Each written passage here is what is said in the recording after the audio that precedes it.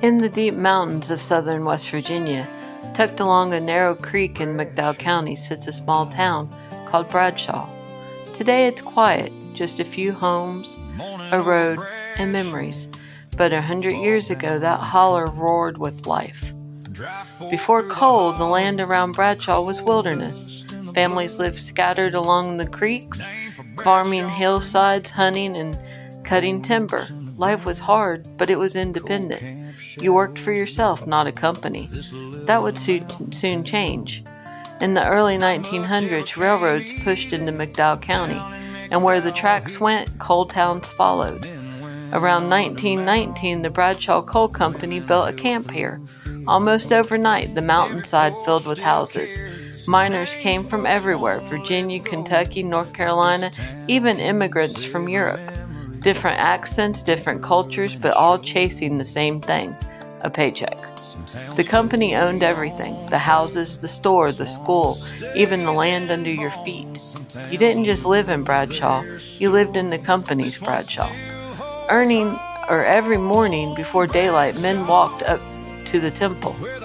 12 hours underground, black lung, cave-ins, explosions.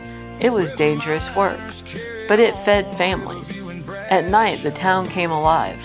Kids played in the road, radios on porches, wash lines stretching across the yards.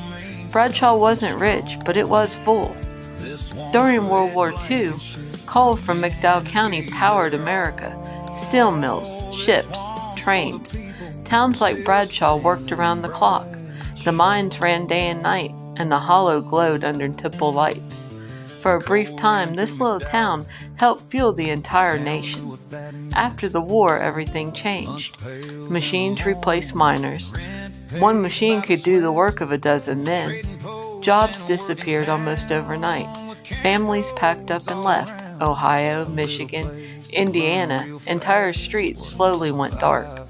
The mine shut down around 1950, and with it the reason the town existed. Bradshaw never completely died, but it grew quiet. Stores closed, schools consolidated, railroad tracks rusted. By the time the town officially incorporated in 1979, most of its boom years were already memories. But the people who stayed for a reason.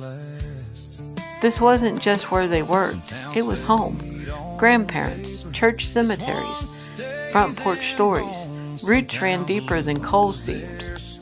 Today, Bradshaw is small, but if you listen closely, you can still hear it. The whistle of the temple, the kids running gravel roads, miners coming home at dusk. Bradshaw isn't just a place on the map.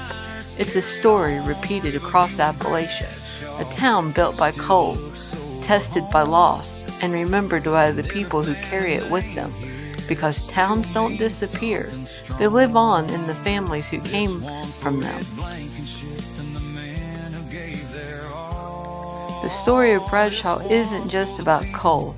It's about people, resilience, and a way of life that shaped generations.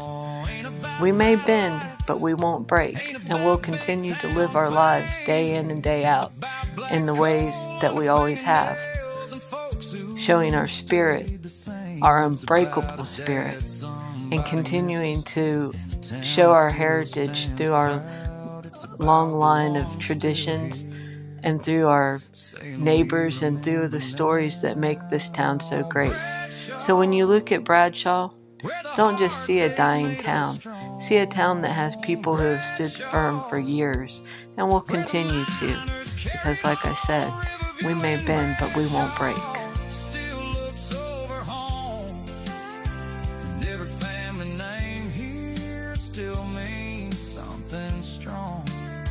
This one's for Red Blankenship and the men who gave their all.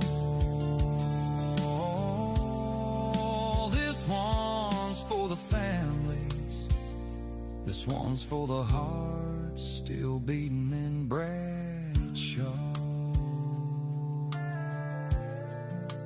Morning over Bradshaw, fog down in the cut, coal dust in the memory, and the town still hold